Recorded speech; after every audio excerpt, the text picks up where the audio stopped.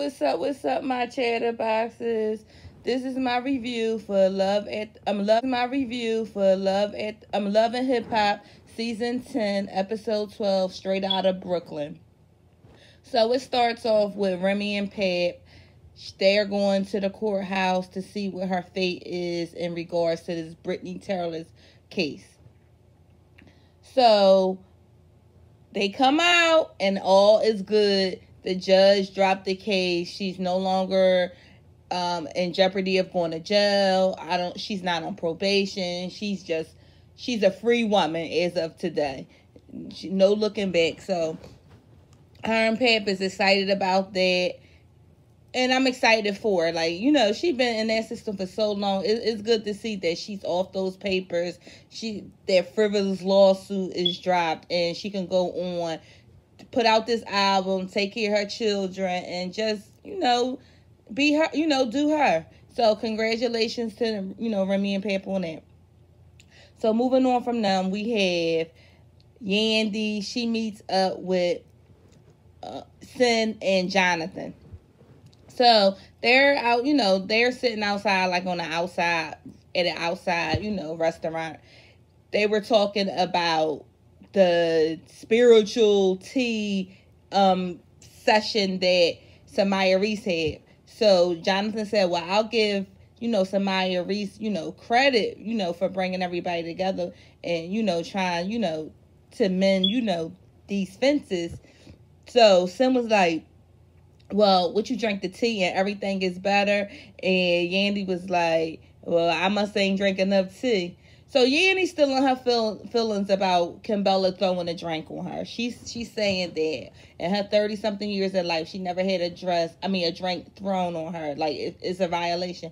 Well, it is a violation. And Kimbella was wrong. And it is what it is. Now, Yandy said that she tried calling her, but she didn't pick up. Now, and I wasn't sure if she was saying she tried calling Samaya Reese or she tried calling Kimbella. Because Kimbella, if she tried calling you, you should have picked up that goddamn phone. You was real tough, Tony, when them security guards was there when you threw that goddamn drink. So if you should have answered the phone if she called, because she might have wanted to meet up and handle you, and you should have. That's my take on it. Now, I could be wrong. I ain't on here trying to promote violence, but shit, sometimes when you get out of character, somebody need to put you back in check. So anyway, Sin started talking about how she met up with Erica Mena and Tahiri. So she was saying she got real spicy. So Yandy was like, well, what you mean she got real spicy? She was like, she kept on saying how she was the ex and like, so Sim said, why I don't understand why she take pride in thinking that saying that she was the ex. She was with Joe like a million years ago. Let me tell you something, Sim. This is where you bitches get this stuff fucked up. I don't care if it was a million years ago. Okay? If he giving her some energy, then that's the reason why she feel the way that she feel. I'm not saying Tahiri is right, because I'm not going to be taking no pride in saying I'm nobody's ex either. But what I'm saying is that because she's his ex of many years ago, you don't know what the hell's transpiring. Because he could tell you anything. You don't know what he's on that phone saying to her. You don't know if he's over her house. You don't know anything about that. So I think you just need to shut the hell up. And you kind of showing that you pressed about her. Even though you say you not, you are. She intimidates you for some reason. Because she probably is the one that got away. Everybody know he proposed to her on national TV and she ghosted his ass. So I don't know how you feel inside. Like, do you feel like you're second? Like, I don't know. Like, cause on TV it appears that he's into you, but who knows? You know what I'm saying? Cause Tahiri think differently. So I don't know. I think Joe might be full of shit. That's what it seemed like to me. Anyway, moving on from now, we have Erica Mena and Safari. They're in a Uber discussing on their way to his event. They're discussing the fact that she wants to go back to Atlanta. It never was the plan for them to stay and deliver the baby here in New York. So he says, well, after the album and release party, so she wasn't even expecting him to do the album and release party there. I guess she thought he was going to, put out the album and then they can go promote it, whatever, down in Atlanta. Because she's saying that they still got to get the place where the baby going to sleep in. They got to unpack. They got a lot of things that they have to do. Because the Jersey home not even picked up. So his question, he was like, listen, I ain't trying to be selfish right now, but I'm not worrying about that. He was like, this is about me. I haven't put out a project in a long time, and he just excited about putting out his project and, promoting it and feeling the energy from, his city. Because ain't nothing like your own city giving you that kind of love. Like, I mean, Atlanta's Atlanta, and, they got a lot of, successful people down there, but ain't nothing like that city love from your people. You know what I mean? That you was in the trenches with. So they're on their way to, he had some like event lined up in his old neighborhood, because they drove by his old school, and he was like, that's the school I went to. I was there for 6 years. So she was like, 6 years? What's that about? He was like, so she said, you never went to class? He was like, no. He said he used to go there and then leave out because he wanted to show off his clothes. I said, oh, you was a cocky nigga back in the day. You ain't just turned cocky. You always was cocky. That's probably why Nicki Minaj gravitated to his ass, because they both cocky. So anyway, so it's a whole crowd out of there. I said, did Mona pay for all these people, or are they really legit Safari fans? I don't know, because you couldn't give me a Safari ticket. So for people to be lining up there waiting for him, I was kind of shocked. I was like, is this something VH1 paid for? I don't know. Let me leave Safari alone. So anyway, he gets out. He has like the billboards out there. So his crazy ass talking about, I don't know, am I supposed to get up there or not? But my picture's up there, so I'm climbing up there. Sorry, officer. So his ass climb up there with the billboards at. All I'm thinking is, if this fucking fool, if he fall, that's on his stupid ass. Because ain't nobody tell him to get the heck up there. Like, he know damn well, ain't no way in the world you would have caught me up there. I'm like, I don't know what Erica gonna do with him, because he's a piece of work. I don't think I could be dealing with his goofy ass. Anyway, that's probably what she love about him, but that shit would be what I actually hate about him. I don't know. I'm just different like that. Because she was all mad at him in one breath, and then when she seen the crowd, oh, my husband. Girl, shut the fuck up, okay? So moving on from now we have Chrissy and Jim Jones. They're at the house that he got renovated or built for Mama Jones.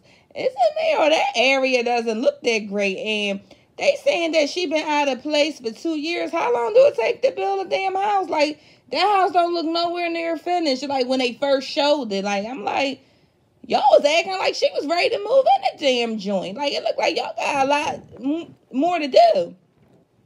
So anyway, they talking about how, he's happy that, Chrissy, is helping out with the house, but he don't want her to finish it because he want her to have some control over, or to think she has some control over the house.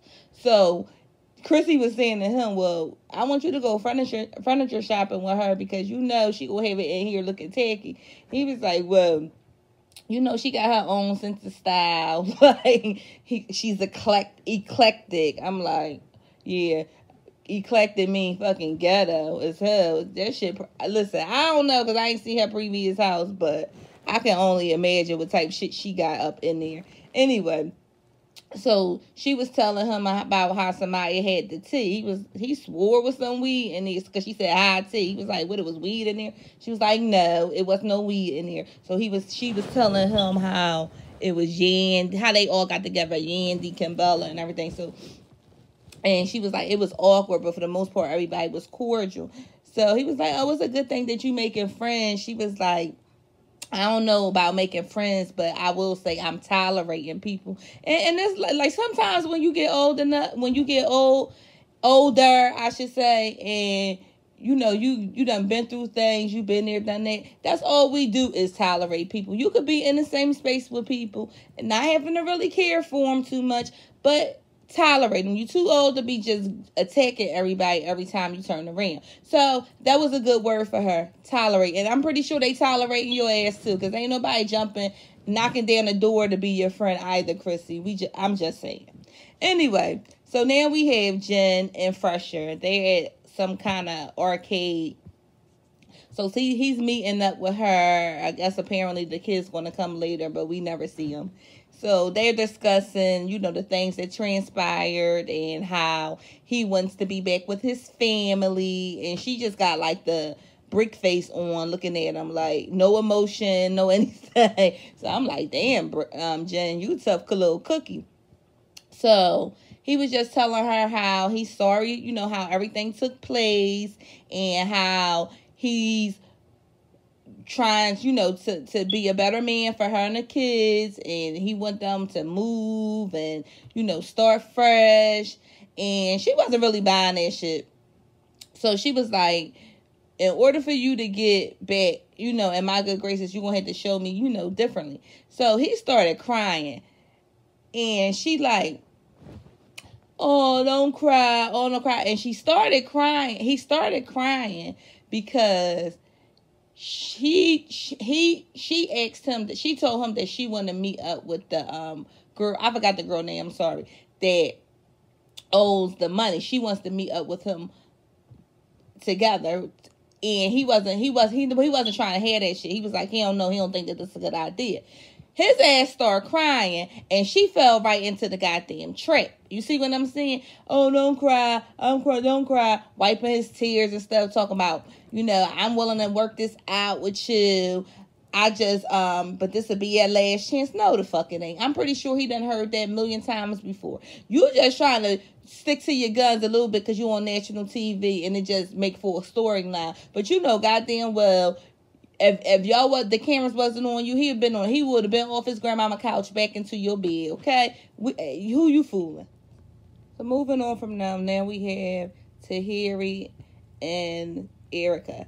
They're meeting up at some kind of restaurant, and Erica is very, very pregnant, but she looked cute. I just was looking at those heels and was like, I understand your feet may not be swollen, and you can put your foot in it. But I just think that's highly dangerous to walk around in 5-inch heels while you're 8 months pregnant. Anything can happen. You can trip. The heel can break. I don't know. I just think that's really dangerous. Like, I don't know. That just kind of irked my soul when I seen it. I mean, you look cute and all, but take the damn shoes off, okay? So anyway, she's just telling her how, she's trying to go back to Atlanta and they have a lot to do for us unpacking for the baby. The same shit she was telling Safari. So she was explaining to her how, she's having Braxton Hicks. She has heartburn. She just like the whole game. And Tahiri, she looking at her like in amazement because she don't know shit that she's talking about. Because, Tahiri never had children. And it don't even, I'm not, I can't say that because she never got on record saying that she don't want children. But she ain't got them now. So she was looking like, I can't feel your pain. So anyway, they were just having like a little cute little chit chat, and Tahiri, she's always there for Erica because she already said Erica is a really good friend to her. So it wasn't really much with that scene. So moving on, we had Fresher. He meets up with Jada. She's at her, I guess it's her apartment because he asked her, do you walk around in your house, with that on? So I thought it was like a studio where she may have like a store type thing, but apparently that's her that's her little apartment. So he's meeting up with her to discuss the arrangements about how he's going to pay her back. She wasn't playing with his ass in this scene. She was like, listen, you got a credit union, what you got, TD Bank? You like, can we walk in the street to get my first payment? Like, she was on his ass. He was like, hold on, top of the month. So he said that he's willing to give her 2.5, I guess 2,500, 2,500. each month to help, like, towards the 40,000. So she was like, well, if you don't pay me back in time, can I put $500 interest? So he agreed to the $500 interest. She wasn't playing with his fucking ass. She was like, listen, let me record you, okay? Because she wants something whereas though if she gotta go to the courts, I got something I can show these motherfuckers. Like, you agreed that you owe me this money and I want my goddamn money. So he was like, see, this what I'm saying about that damn Fresher. He full of shit because, you know, they were talking about, you know, the repayment and everything like that. And when he asked her, like, as he was about to leave, he was asking her, oh, that's what you walk around in, like, on some flirtatious shit. You was just crying to your BM saying how you want to beg. But see, I already told y'all that was crocodile tears so he could manipulate her into changing the subject. This nigga ain't shit on a stick. Oh my God, he ain't shit. Like, he has not learned his lesson. Like, this shit not cool. And she was like, you better shut up. I'm a snitch. I'm a tell on you. He was like, snitch? No. Somebody need to snitch. Jen need to kick you to the curb. Even though she a lot to deal with, and I wouldn't want to be fucking with that bitch, and even if I was you. But you disgust me. You're not even cute. Oh, my God. So moving on from them, now we have Joe Butt and Remy Ma. They on the set of State of the Culture. And I do love that show. I don't know if you guys listen to it, but if not, check it out. It airs on YouTube and I think Revolt TV. But anyway, they're talking about, you know, the whole Sin and Joe's situation. So Remy said that she's here for if that's what direction he chooses to go on. He was like, he's rooting for them. But Joe still on the type time, like, listen, I give it to Sin. She the one reached out. She want to be adults about the situation. But to me, it's like he's still taking it one step at a time. It almost as if he not saying that that's where they at, but he not actually trying to really put the energy into, seeing. Like, I guess he's probably going by Sin lead. I don't know. I could be wrong, but to me, it seemed like he's not that invested. I don't know. That could just be Joe, because he's so nonchalant any goddamn way. So who knows? So they were talking about, like, how it's been 20 years since Big Pun passed, and I didn't realize he'd been going that long. Shit, I'm getting old. And so Remy was going to do like a tribute, and they said that DMX was on the lineup. So I think I seen that take place on social media, but I'm not exactly sure. So moving on from them, we have Fresher and Jen. They're moving into their nice big house in the suburbs, but they brought the nigga shit with them. Cause I'm like, God damn, did they have to show them trash bags? Did y'all see that shit? I'm like, damn, y'all some hood motherfuckers.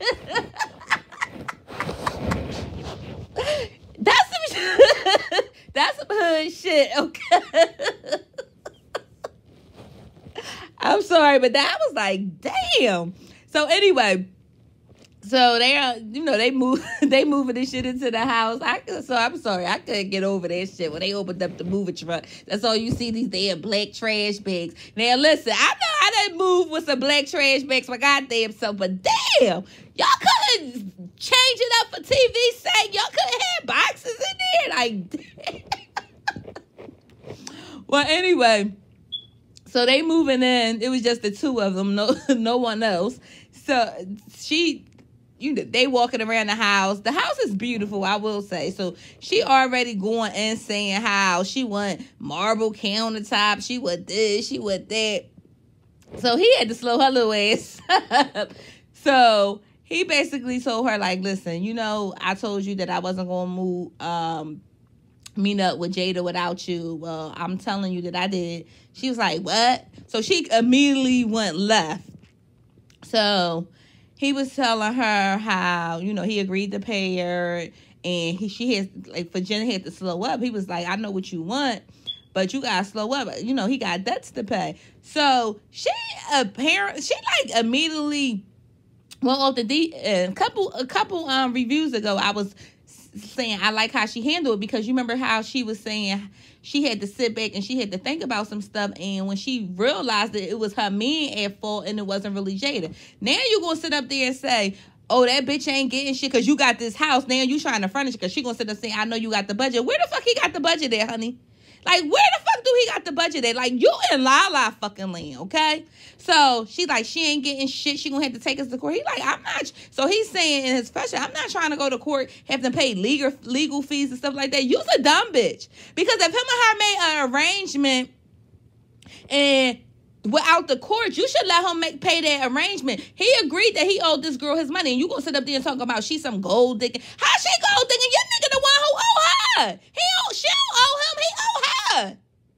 Like, what are you talking about? Like, girl, make it make sense. You got that house now. You getting brand new, bitch. You about to be out that house. Jada gonna be owning that goddamn house. You better play it smart. Like, you really a hood rat. You really a hood rat. You don't think smart. You don't think smart. That's why he ain't gonna never succeed, because he don't have no strong woman with no business mind backing him. He probably needed Jada. I'm telling you, because you a bird. You a fucking bird, Jen. So moving on, now we have Jim Jones, Mama Jones, and it looks like it may be Jim Jones' sister. So they meeting up at the house. It's finally finished, and I must say, it looks totally different from what we seen earlier on in the show. It's really nice. It's a beautiful home, and I would be happy if my daughters bought that for me. So, you know, I'm not exactly sure. Well, I guess the beef between Mama Jones and Chrissy run that day going deep, because once she realized that Chrissy, because she was saying that she wanted the red door. So once she realized that Chrissy was the one who designed the house, and Jim Jones didn't make it no better. He was like, well, Chrissy didn't feel as though it would go well with the decor, and I think she did an excellent job designing. You already know your mom wasn't feeling Chrissy in the beginning. You ain't have to keep putting in that Chrissy. You should have shut up. I think you made it a little worse. So the sister was like, well, I had a feeling that Chrissy, she had did some interior designing on it. She was like, I had a feeling. She was like, well, I don't mind. Like the daughter, she enjoyed, the house. She think it's beautiful. But Mama Jones, she don't like Chrissy, so she gonna find something to fucking beef about. So they started getting into an argument, and he was like, this my house. Well, he didn't say it's my house. He said, I paid for it. I can have whatever I want done. See, that's what you shouldn't do. We already know you paid for it. We know you helped your mama out, but you ain't got to throw that shit in her face. I mean, she don't have to be ungrateful, and I wouldn't care who the fuck designed the damn house. You put the furniture and you make it your own. I wouldn't care who designed it. Mama Jones, or do you really know how to design a house for real? The only thing you saying is the goddamn red door. Would you be happy if Chrissy put the red door on a house? Or would you still have something to say? Like, just shut up. Just shut up. But I think he was wrong for how he came at you, but he his mama's child, okay? Because you was ungrateful and he said some foul shit out his mouth. That's all I got to say about that. Anyway, moving on. Now we have Safari. He's at his performance. It's Fresher, Safari, Papoose. You see Erica Mena and Tahiri, they're in the crowd. So the guys backstage, he was telling how excited he is to finally be dropping his project. So he had to throw in there, I done been a hype man. I done wrote on a lot of hit records. And I'm like, was that a jab at Nicki Minaj? Because people always say he was her ghostwriter. Now, I don't know if he wrote for other people, but I'm just putting a correlation between the two. I'm like, is that a jab, Safari, or is it not? Anyway, so Papoose has told them how Remy beat the case, so they was all excited about that. And, Papoose, he probably, he was on cloud nine after, Remy spanking that case or whatever. So they all get on stage. They did their little thing. Now, I did like Papoose verse in the studio, and I do like the verse. The verse is fire. I just don't think it fit cohesively on stage. Like, it didn't blend with what Fresher and Safari had going on. It's just, I don't know, it kind of threw me off a little bit. Like, his verse was fire, don't get me wrong. Like, nobody's denying that he's a beast when it comes to the lyrics or whatever. But it just, to me, cohesively, it didn't mesh. I don't know, you guys might have liked it, but I wasn't really feeling it. Anyway, so, you know, they finished with the performance. So Safari goes over there to where Tahiri and Erica Mena is. So, you know, they congratulating him on a nice, you know, show. And Tahiri said how good of a job that he did. So she excused herself. So now it's him and Erica. They're having a conversation. So Erica basically was telling him how, you know, she glad everything is over so they can, you know, go, you know, back to Atlanta. So he dropped the news to her that he has to, once he go to Atlanta, he has to be gone for another 2 weeks. He was like, and he's like, I'm going to be back before you ready to pop. She was like, what you mean ready to pop? I'm already ready to pop. Like, Safari, I don't understand why you booking these gigs and all this other. Why did you drop a project while she 9 months pregnant? Like, 8 months pregnant. Why did you drop a project? Like, you should have waited until she had the baby. Like, I don't know. Safari, he's a big ass kid. Like, I don't know what Erica gonna do with his fucking ass. That's all I have for this episode. If you guys like the content, please feel free to like, comment, and subscribe. And don't forget to holler at your girl. Bye.